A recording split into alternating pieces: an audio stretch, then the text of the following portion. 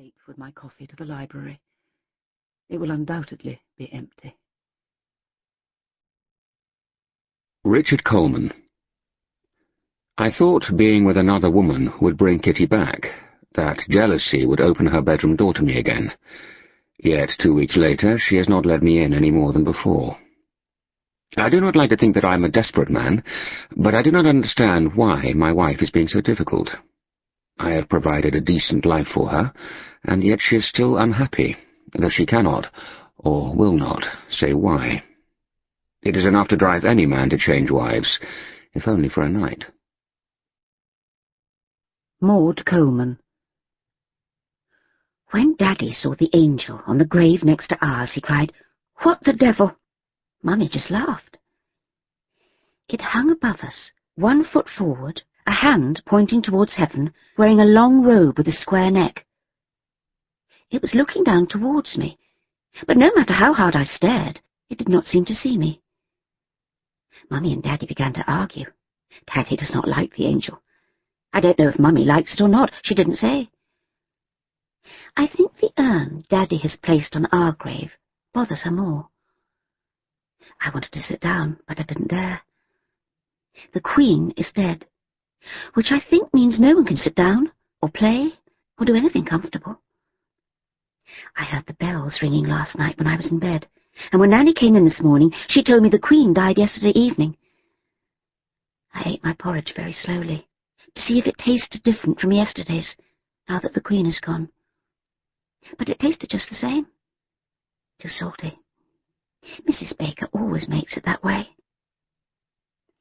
Everyone we saw on our way to the cemetery was dressed in black. I wore a grey wool dress and a white pinafore, which Nanny said was fine for a girl to wear when someone died. Girls don't have to wear black. She let me wear my black and white plaid coat and matching hat, but she wasn't sure about my rabbit's fur muff, and I had to ask Mummy, who said it didn't matter what I wore. Mummy wore a blue silk dress and wrap, which did not please Daddy. While they were arguing about the angel, I buried my face in my muff. Then I heard a noise, like a stone being tapped, and when I raised my head, I saw a pair of blue eyes looking at me from over the headstone next to ours.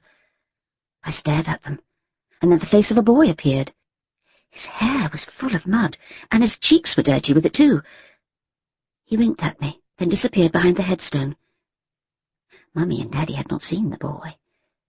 I walked backwards between the graves, my eyes on them. When I was sure they were not looking, I ducked behind the stone. The boy was leaning against it, sitting on his heels. "Why do you have mud in your hair?" I asked. "Been down a grave." There was mud on him everywhere, even bits of it in his eyelashes. "Can I touch the fur?" he asked. "It's a muff," I said. "Can I touch it?" "No." Then I felt bad saying that, so I held out the muff. The boy spat on his fingers and wiped them on his jacket, then reached out and stroked the fur. "What were you doing down a grave?"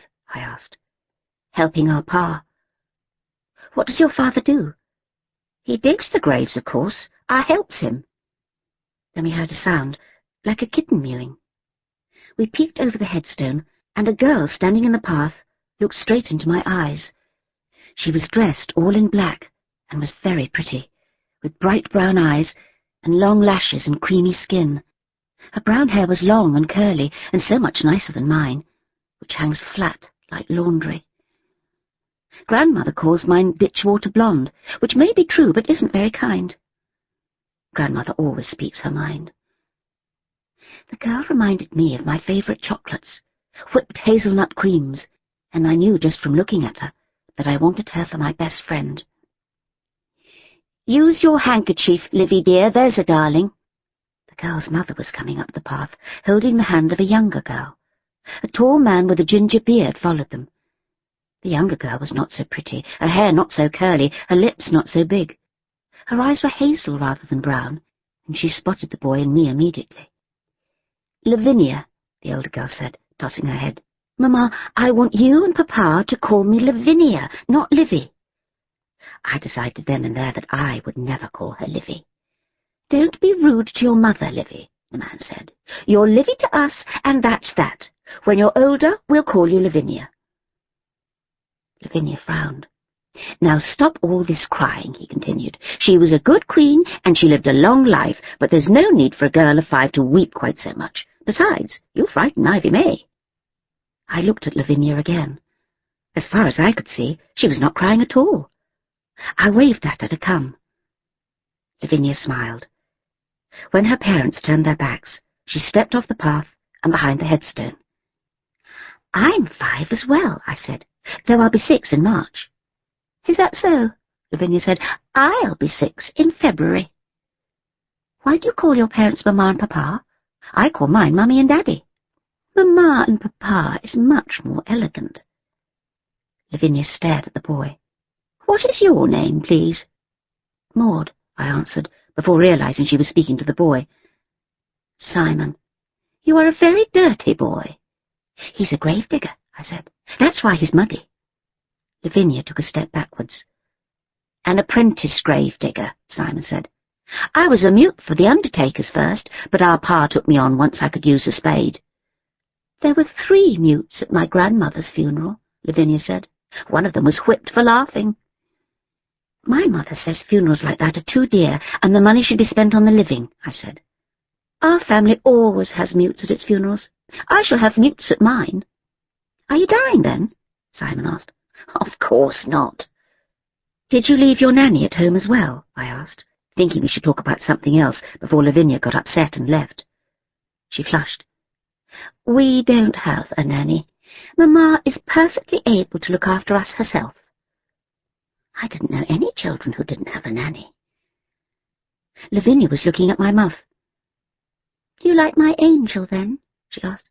"My father let me choose it." "My father doesn't like it," I declared. "He called it sentimental nonsense."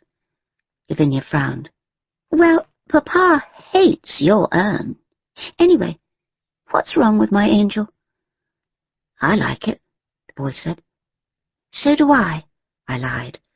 "I think it's lovely," Lavinia sighed. "When I go to heaven, I want to be taken up by an angel just like that."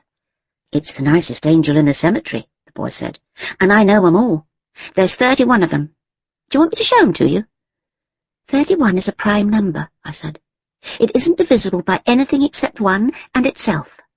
Daddy had just explained to me about prime numbers, though I hadn't understood it all. Simon took a piece of coal from his pocket and began to draw on the back of the headstone. A skull and crossbones, round eye sockets, a black triangle for a nose, rows of square teeth, and a shadow scratched on one side of the face. "Don't do that," I said. "You can't do that." "I have.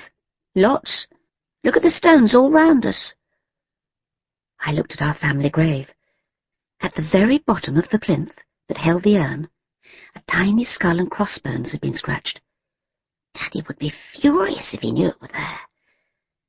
I saw then that every stone around us had a skull and crossbones on it. "I'm going to draw one on every grave in the cemetery," he continued. "Why do you draw them?" I asked. "Reminds you what's underneath, don't it? It's all bones down there, whatever you may put on the grave." "Naughty boy," Lavinia said.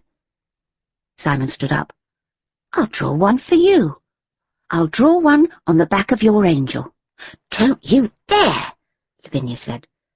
Simon immediately dropped the piece of coal. Lavinia looked around as if she were about to leave. "I know a poem," Simon said suddenly. "It's like this. There was a young man at Nunhead, who awoke in his coffin of lead. It is cosy enough, he remarked in a huff, but I wasn't aware I was dead." "Ugh, that's disgusting," Lavinia cried. Simon and I laughed. "Our pa says lots of people's been buried alive," Simon said. "He says he hears them scrabbling inside their coffins as he's tossing dirt on them." "Really? Mummy's afraid of being buried alive," I said. "I can't bear to hear this," Lavinia cried, covering her ears. "I'm going back." She went through the graves towards her parents. Simon began talking again. "Our grandpa's buried here in the meadow." He pointed at a row of wooden crosses over the path from us. Paupers' graves. Mummy had told me about them, explaining that land had been set aside for people who had no money to pay for